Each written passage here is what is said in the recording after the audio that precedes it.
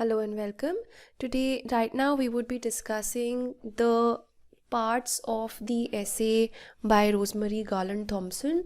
I have discussed the first part of this essay in my earlier video, and there I've introduced the essay and I've talked about the major issues that she discusses in the first part, and then later she highlights 4 areas where critical inquiry should be made about disability and feminist studies and how they should overlap. And she highlights these 4 areas as representation, body, identity, and activism. So let me talk about representation first. In representation, she talks about language and the language of deficiency. She says that language of deficiency and abnormality is used to simultaneously devalue women who depart from mandates of femininity by equating them with disabled bodies. Unquote. She says that, very often women are equated because their bodies are considered to be inadequate. They are very often equated with disabled bodies, and the language of deficiency is used to describe them. And in order to say that women's bodies are inadequate, metaphors of disability have often been used by, say, from the very beginning, from the 19th century, especially in the 19th century, 20th century. Theorists have talked about women as castrated, or they have also talked about the idea of penis envy. And here I would just like to introduce you, for people who don't know, Freudian ideas have often known to be very problematic when it comes to their perception, the representation of women. And he proposed that women have anxiety because they are not men, so they want to be like them, and he proposed the idea of penis envy. He is not the only 19th century or earlier 20th century philosopher to think so. And such language of deficiency was used because the male body was considered to be the norm, and feminists sought to fight against such terminologies. Similarly, a language of deficiency is also used to describe the disabled body. Again, because we take certain kinds of body as the norm. So we take this kind of body as the norm. The people who may have non-normative bodies, such as this, non-normative arms or legs, would again be cast in the light of deficiency. So Garland Thomson is actually asking us to not create hierarchies on the basis of the kinds of bodies that people have. These are just differences. You should not create hierarchies. Okay, this should not be perceived as a through language of deficiency. So we first need to identify that there is a problem in the way we represent persons with disability. Some may feel that this change in language would only be a cosmetic change, as just changing in the language will not be a tangible social change.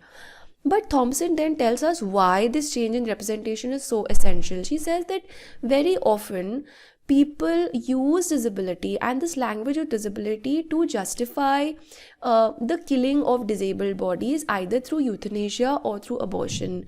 Now, such representations ultimately portray subjugated bodies, and I quote, such representation ultimately portrays subjugated bodies not only as inadequate or unrestrained, but at the same time as redundant and expendable. And expendable means something that you can really get rid of. Bodies marked and selected by such systems are targeted for elimination by varying historical and cross-cultural practices. Unquote. So it is not just about the cosmetic change that she's talking about language. She says this: the moment you will stop using language of deficiency, it will have implications on the way persons of disabilities are discriminated against through such practices. And she gives the example of this is not an example that is given by her, this is my example. But recently the image of Sophia Weaver who was a child with Rett's disease, and Rett's disease is a genetic disease which affects the limbs and the face of a person, and this picture of Sophia Weaver was used by trolls who identified themselves as feminist activists who are fighting for the rights of abortion. So these people actually saw themselves as feminist activists, and they were pushing for the rights of abortion, but they were using weaver's picture, and they were therefore inevitably assuming that and they were also propagating the fact that a disabled child is actually an expendable child. You can get rid of that child, you can get rid of that fetus.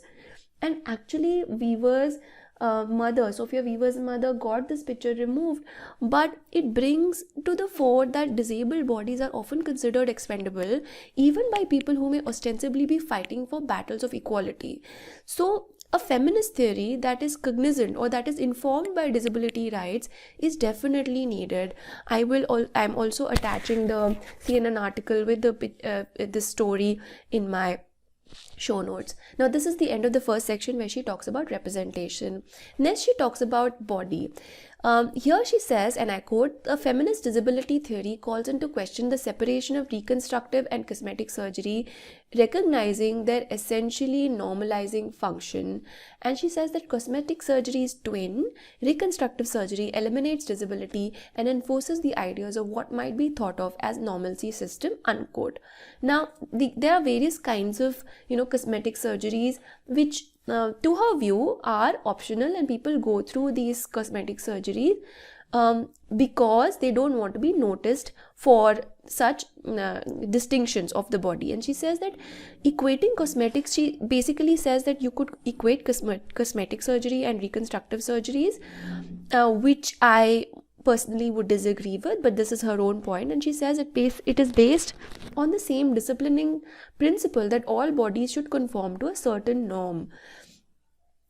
And she goes on to say, and I quote, "The twin ideologies of normalcy and beauty posit female and disabled bodies particularly as not only spectacles to be looked at, but as pliable bodies to be shaped infinitely so as to conform to a set of standards called normal and beautiful," right? So she says that standards of beauty are therefore just ways of conformity. And she goes on to say, and I quote, "Beauty then dictates corporeal standards that create not distinction but utter conformity to bland look that is at the same time unachievable, so as to leash to the consumer practices that promise to deliver such sameness." So delivering such sameness is important. She says that beauty is to erase any kind of particularities that you may have as an individual. And you would notice that people often think about getting rid of a mole or a wrinkle or a scar with the basic premise that such marks make them stand out and they make them more noticeable. So this is her critique of beauty, and she says that beauty, the standards of beauty are basically the standards which are there to deliver sameness, which make everybody similar to each other. And here she makes a very important point, and she says that our unmodified bodies are presented as unnatural and abnormal, while a surgically altered body will be portrayed as normal and natural. So, and therefore, if she says that if you stretch this logic, and this is a difficult argument to understand, but it makes a lot of sense. She says that if one stretches the logic of expendability of disabled bodies further, we confront more serious challenges with respect to eugenics. For people who do not know, eugenics is choosing the genes which you would want from your unborn child based on the selection of what you consider beautiful or normal or common. It is not very rampant today, but maybe in 10 years or 20 years or 50 years, eugenics is going to be a genuine challenge for doctors and for people who want to have children, right? So if reproductive technologies grow, such social attitudes to disability will come to play, and any aberration or difference in the body of the fetus will make it liable for termination of the pregnancy. And this is a real challenge that many disability activists have been talking. And another important point that she makes, and which is also highlighted by various other doctors and various other people who practice medicine, she says another important point that she says that genetic testing will make many people believe that genetic testing will make us get rid of disability altogether.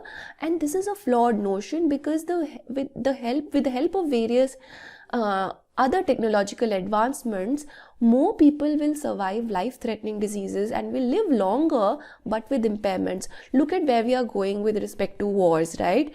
Because of wars or because of long chronic diseases, you may have more people living long lives with some kind of impairment or the other. This means that disability is here to stay. What you need to change is the language and the discussion around disability. Technologies, medical technologies or otherwise, or eugenics will only enable ways of hiding disability itself. It will not create a utopian world with no disability, right? So this is, by this end, she talks about, this is the end of the section on body. Finally, she talks about two more other areas. She talks about identity.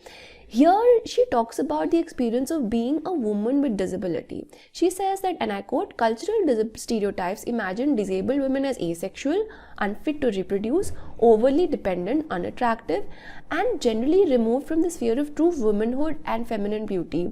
Women with disabilities most often struggle to have their sexuality and rights to have children recognized, which is another, and unquote, this is another challenge that she talks about. And she says that it is much harder to assert sexuality for disabled women. She gives the example of Barbie and Becky, and she gives these two examples, and this is Barbie and this is Becky.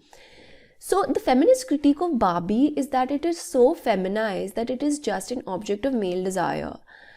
And it does bring to many feminist activists had talked about the whole idea that the Barbie is a very fetishized, feminized beauty, and it becomes the object of male desire. Therefore, Becky, which was introduced in 2000 Sydney Olympics, she is different, and in the sense that she is not wearing uncomfortable clothing, but in the process, Garland argues that she is denying sexuality. Garland says, and I quote, Becky escapes such sexual objectification at the potential cost of losing her sense of identity as a feminine sexual being, unquote. And now here I think personally I give the example of this film Margarita with a Straw, where the protagonist is a woman with disability. She also has alternate sexuality, and this film does show the struggle of the protagonist coming to terms with her sexual desire. And she goes on to say, and this is her personal experience, she says, and I quote, some of my friends, for example, have measured their regard for me by saying, but I don't think of you as disabled. What they point to in such a compliment is the contradiction they find between their perception of me as valuable, capable, lovable person and the cultural figure of disabled person whom they take to be precisely my opposite, worthless, incapable and unlovable. People with disabilities themselves routinely announce that they don't consider themselves to be disabled, unquote. Now she says that in order to represent disabled communities anything but deficient or worthless, we need to first expunge this idea from their identification. They should not be considered worthless, incapable or unlovable, right? So the identity group of disabled should not be represented as deficient. So the fact, if you are disabled and you identify as a person with disability, it will make a stronger political community of people with disability. And she says, and I quote, a feminist disability theories can also highlight intersections and convergencies with other identity-based critical perspectives such as queer and ethnic studies. Disability coming out stories, for example, borrow from gay and lesbian identity narratives to expose that what previously was hidden, privatized and medicalized in order to enter into a political community. So she says that it's very similar to people who come out with different gender identities. Similarly, people may have hidden medical conditions and they keep quiet about it, and this silence curtails their admission into the disabled community, and disabled community therefore is often considered to be that poor, weak it has that kind of an identity, it has that kind of a perception. But this should change. And here I would give the recent example of Varun Dhawan coming out talking about vestibular hyperfunction that he faces. Such revelations and such discussion around any kind of, be it disability or be it any kind of medical issues, it reduces the stigma, and it reduces the stigma around such condition, and it creates sensitization about such issues. So the disabled community should politically identify as disabled without inhibitions about this, so that a healthy community can be formed, and thus enable other intersectionality issues to emerge from this community, so that you will have identities like disability, transsexuality, or race or caste to converge. And this is the end of this section on identity. Finally, she talks about the issue of activism. She says that activism will change the arena and make disability more visible. And she wants to make disability more visible, and she considers this to be a very important aspect. She says she discusses the possibility of having disabled fashion models. And she says that there are problems with the fact that, that they will be stylized, and which would make these representations problematic. But she says that such routinization of disability imagery, however stylized or unrealistic it may be, nevertheless brings disability as a human experience out of the closet and into a normative public sphere, unquote. So she discusses the pros and cons of such representation, though she says that it is finally a function of commercialism. But even so, it is not such a bad development. So because it is for a commercial purpose, it will be stylized and unrealistic, but it does bring disability to the public eye. It does bring disability more to the public arena, and it makes it more visible. And here I would give the example of Deepika Padukone playing the protagonist in this film called Fange Parinde, where she plays the part of a blind girl. Now, even though what she did was a very glamorized depiction of blindness, which bypassed natural issues any blind person may face. Now, this film was very stylized, and Deepika Padukone was not able to realistically portray a blind person. But such representation does bring disability to the forefront, and these are the kinds of representation which Garland Thomson says that these are needed for now, despite the fact that they are problematic. Garland Thomson does not use the example of Deepika Padukone. This is my example, but it is similar to the example that Garland Thomson gives. Garland Thomson goes on to give the example of Amy Mullins, who is an American athlete, actress, and public speaker, who was born with missing fibula bones, and as a result her legs were amputated below the knee when she was 1 year old. And Mullins is supposed to be one of the most beautiful people, and she was identified as one of the most beautiful people in the world in 1999, and an icon of disability pride and equality. In her public appearances, she calls attention to her marker of disability, and in most photos, she refuses to normalize or hide her disability in order to pass for a non-disabled person. So, despite the fact that she's a beautiful person, she's identified as also the brand ambassador of beauty products, she still calls attention to her disability, and she would not want to be passed off as a non-disabled person. So she says that these are the icons that disability activists, that disability community should also look forward to. And she goes on to say that the images of disabled fashion models are both complicit and critical of beauty system that opposes all women. Now, we remember that in the previous section she had actually critiqued the idea of beauty itself.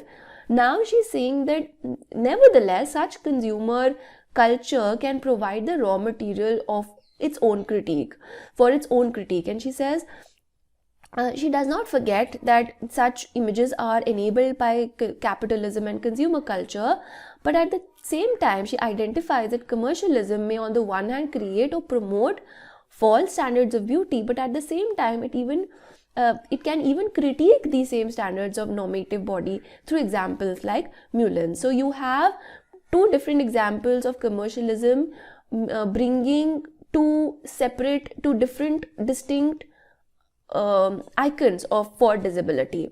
Finally, she says, she calls for academic activism. She says, just like feminism, which is tolerant for its own complications and contradictions, disability too is a discourse which will only offer provisional answers to certain questions of inquiry. So it should be tolerant of such complexities. So we identify that feminist theory is still an ongoing discourse. We don't have very well formulated answers for all questions about feminism, right? For all questions regarding gender. So it is very tolerant of its own complications and contradictions. She says, similarly, for now, disability studies and discourse on disability will offer provisional answers to certain questions, temporary answers to certain questions, and we should all be tolerant for such complexities. Finally, she says that integrating disability and gender studies will enrich both disciplines and make us understand what it is to be fully human. So therefore, she creates a discourse, she creates an argument for integrating disability and gender studies through her essay. Now, this was the essay. Thank you for requesting for this essay. Please let me know if you have any questions about this one. This was a slightly difficult reading, and students may face some problems understanding the essay, and I hope my video does offer certain ways for students to understand this text. Thank you so much. I'll see you in my next video.